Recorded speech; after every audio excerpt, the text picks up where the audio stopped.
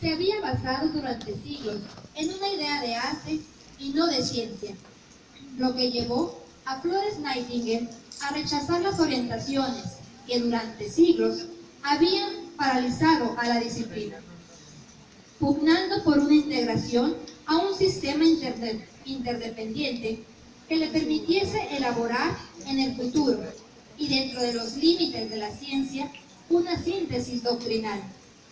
El Grupo 4 presentará el periodo nightingaliano a través de una representación denominada El Llamado, asesorados por la maestra en ciencias Evangelina Hernández Villa.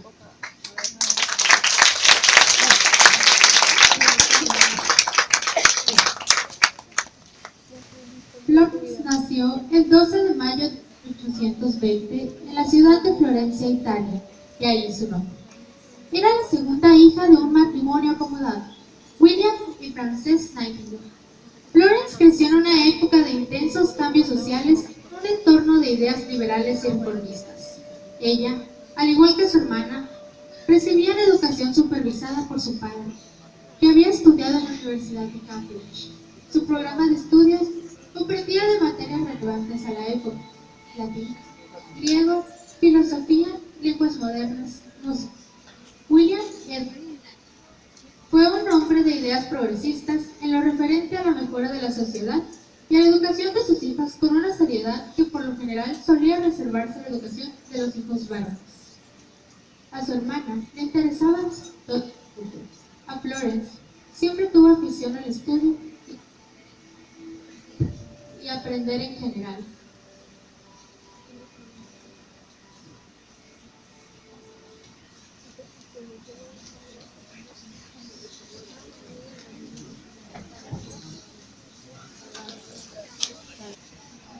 Febrero de 1837. Después de llegar de un viaje por Europa, Florence se convenció de que Dios la había llamado a su servicio. Ella era joven e inocente. Su única preocupación era cómo escapar de una vida que la estaba envenenando con variedad y expectativas sociales. Pero un día algo sucedió que la cambió para siempre.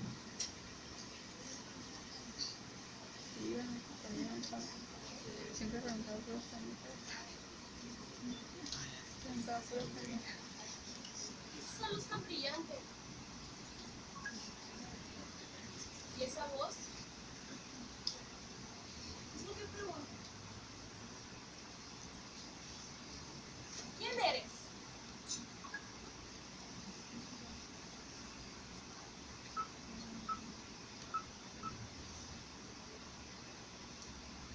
Dios, muéstrame una salida. Enséñame. Dime. Sí, Señor. Déjame pensar en tu deseo. Déjame servirte solo a ti. Ahora no habrá descanso para mí, no hasta que la verdad sea dicha a todos. Padres, vengan acá.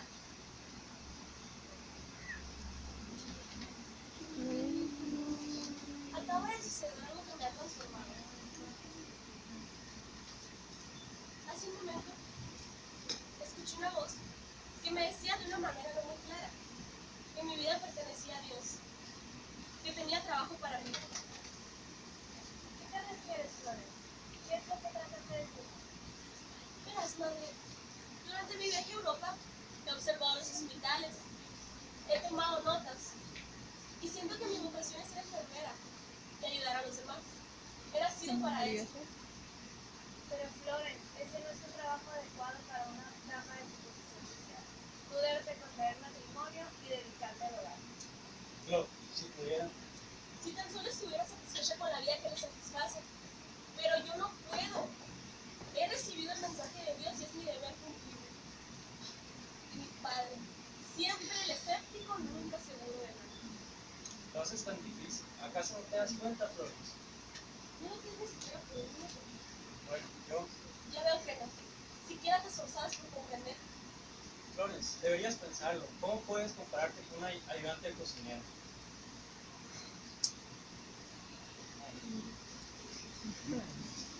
En 1854, Florence Nightingale recibe una carta por parte de Sidney Herbert, secretario de Estado para la Guerra y amigo de la familia.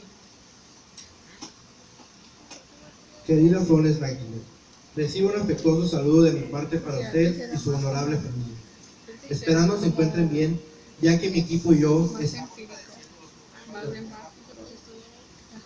es por eso que, teniendo conocimiento de su preparación, vocación y dedicación, me tomo el atrevimiento de solicitarle sus servicios.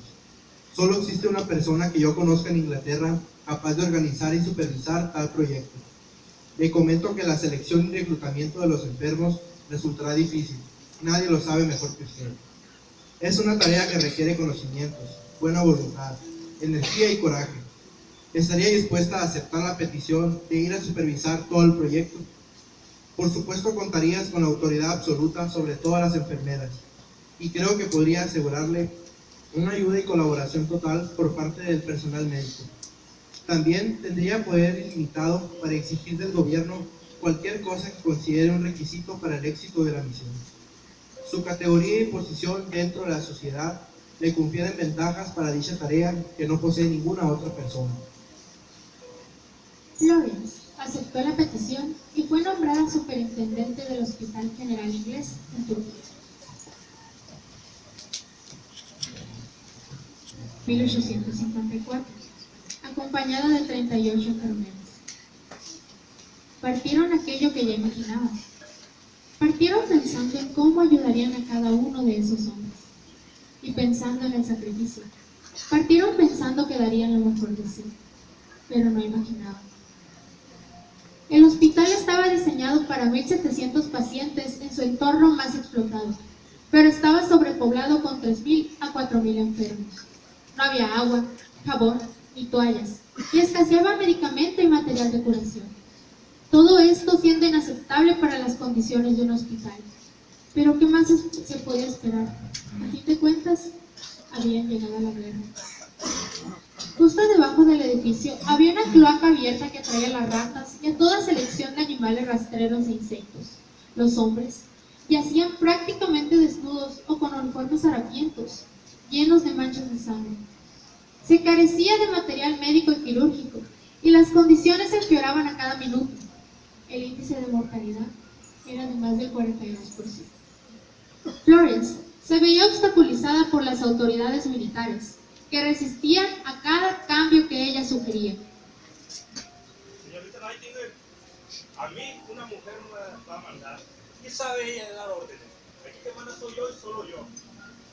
Es necesario que colaboren. La higiene del lugar está muy sucio. Si no ayudamos, nada progresará. Necesito que ventilen el área, que entre el sol, que laven las sábanas de los enfermos. Solo mira por donde caminan. Sientan lo que ellos respiran. No lo veo necesario. Déjeme demostrarle que el lugar puede cambiar. Le voy a demostrar que las condiciones y la salud de los enfermos será mucho mejor. Señorita Nightingale, viene preparada para lo que sea, para lo que fuera necesario. Pero hay cosas a las que simplemente no me puedo someter. Si tan solo hubiera salido, no habría venido, a pesar de mi deseo de ser enferma. Hubo enfermeros que se regresaron a Inglaterra, desertando la misión. Sobreponiéndose a estos obstáculos y obteniendo el material de primera necesidad, Miss Nightingale transformó un lugar de horror en un refugio. Haciendo algunas observaciones del lugar y de los soldados, se dio cuenta que la sociedad atraía más enfermedades a ellos, que la mayoría tenían parásitos e hipertermia. La situación era grave. Eso no ayudaba en la recuperación de tantos heridos en la guerra. En tan solo un mes, ya había conseguido mejoras en el mantenimiento de las salas, ya había obtenido ropa de cama, prendas nuevas para los soldados, y había mejorado las comidas del hospital. Creó cocinas, una lavandería, salas de café y salas de lectura. Además de supervisar la asistencia a los pacientes, escribió cartas en nombre de los soldados. Ella organizó un sistema para enviar dinero a sus familiares. Su trabajo la convirtió en una persona muy popular y querida por los soldados.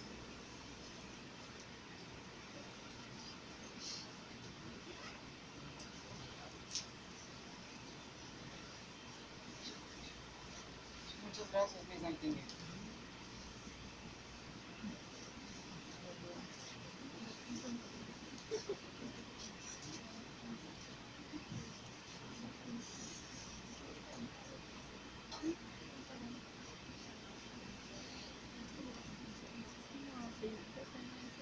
Por la noche, después de que se hubieran retirado las demás enfermeras, hacía rondas en solitario. Observaba el estado de los pacientes más enfermos. Estas rondas las hacía con su lámpara. Así fue como se convirtió en la famosa dama de la lámpara, inspirando el famoso poema de Henry Wadsworth, Santa Filomena. Los heridos en la batalla, en lúgubres hospitales de dolor, los tristes corredores, los fríos suelos de piedra. ¡Mirad! En aquella casa de aflicción veo una dama con una lámpara. Pasa a través de las vacilantes tinieblas y se desliza de sala en sala. Y lentamente, como en un sueño de felicidad, el mudo paciente se vuelve a alzar. Su sombra cuando se proyecta en las oscuras paredes.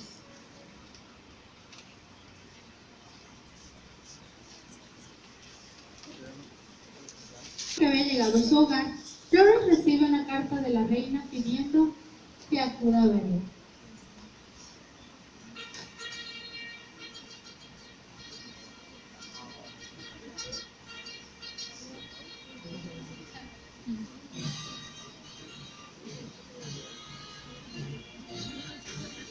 ¿Molestar?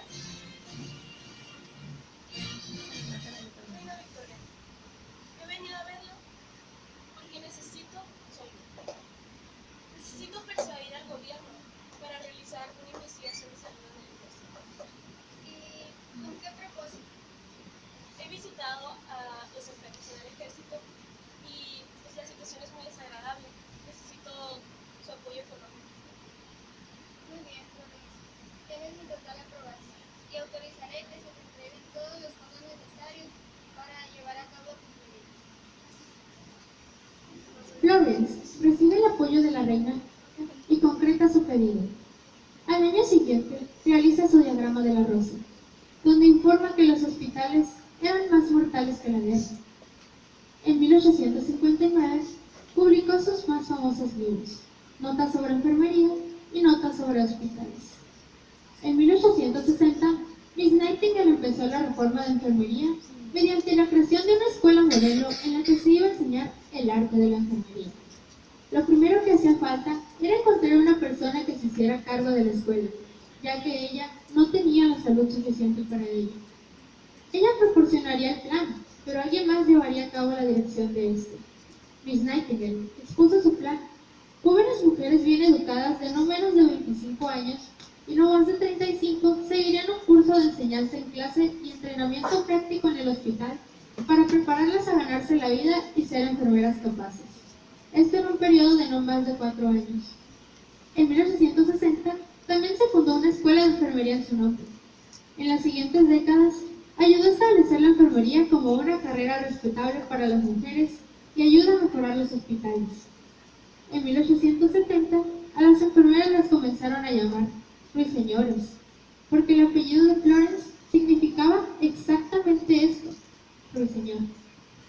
Florence había contraído brucelosis crónica en 1859, aún seguía enferma. Años después, Florence empezó a hacer campañas y su salud seguía deteriorándose.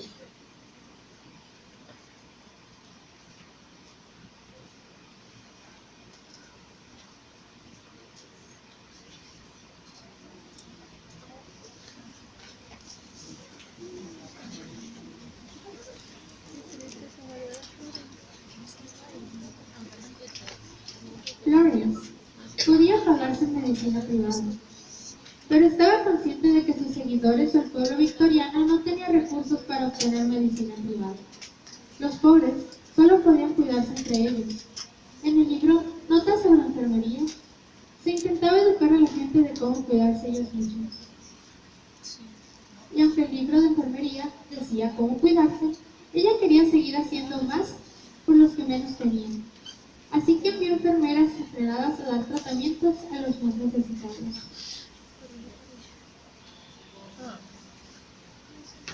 Todo este movimiento sirvió para crear o ser el precursor del Servicio Nacional de Salud con el que cuenta el Reino Unido, el cual se fundó 40 años después de la muerte de Florence. En 1880, el conocimiento científico había avanzado de manera que respaldaba más las ideas reformistas de Florence. Con esto y más, su legado fue extraordinario, no solo por su trabajo pionero en enfermería y estadística, sino por sus propuestas. Inspiró al fundador de la Cruz Roja y también al movimiento feminista. Por sus padecimientos, su vida terminó en agosto de 1910. A la edad de 90 años, enterraron en el panteón familiar. Indica el lugar de su tumba. Y aunque ella quedó ahí, nosotros seguimos recordándola hasta hoy en día.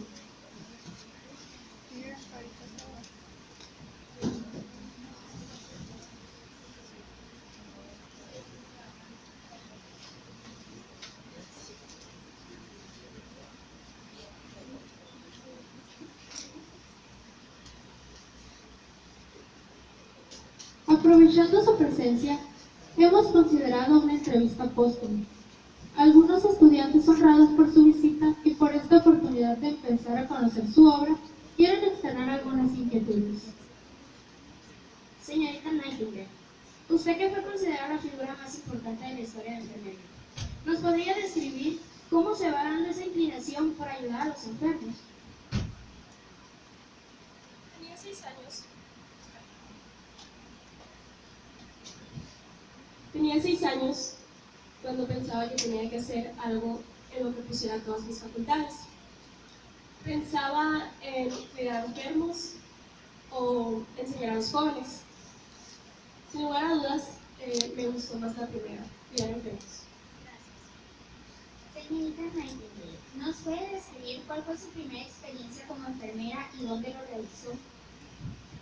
Claro, fue el 21 de octubre de 1854, durante la guerra de Inglaterra, Francia y Turquía contra Rusia. Se dio porque en los periódicos estaban llegando cartas de protesta por el abandono que se tenía a los soldados ingleses. Entonces, el ministro de la guerra, conocedor de mis deseos de ayudar, me pide que organice un proyecto donde reclute enfermeras y nos dirijamos a Crimea para ayudar a los enfermos. Esa fue mi primera experiencia. Gracias. Señorita Nightingale, quisiera saber por qué no se casó. Tengo una naturaleza moral y activa en la que requiere satisfacción, y eso no lo encontraría si pasara mi vida organizando las cosas domésticas o en compromisos sociales. Gracias. Señorita Nightingale, ¿me podría decir cuáles fueron sus principales aportaciones para la enfermería? Mis principales aportaciones fueron los principios básicos para la interpretación del entorno y el cuidado psicológico de los pacientes. También aporté para la formación de la práctica y la investigación en las áreas de enfermería. Gracias. Señorita Nightingale, ¿usted qué diría a los estudiantes de enfermería de esta generación y los de una futura? Les diría que escogieron la carrera adecuada y jóvenes. Si en algún momento se han preguntado si al final todo valdrá la pena, permítanme contestarles que sí, sí valdrá la pena. Yo fui utilizada por Dios para ayudar a cientos de personas, para curar las heridas de otros miles. Llegar hasta aquí no fue fácil, pero créanme que lo volvería a hacer si fuese necesario. Ser enfermera no es jugar a ser Dios, es el privilegio de ser un instrumento de Dios. Recuerden que la observación es ver cómo está el paciente. La reflexión es saber qué hacer. La destreza práctica es saber cómo hacerlo. La formación y la experiencia son necesarias para saber qué observar y cómo observar, qué pensar y cómo pensar. Lo importante no es lo que el destino nos hace, sino lo que nosotros hacemos del destino.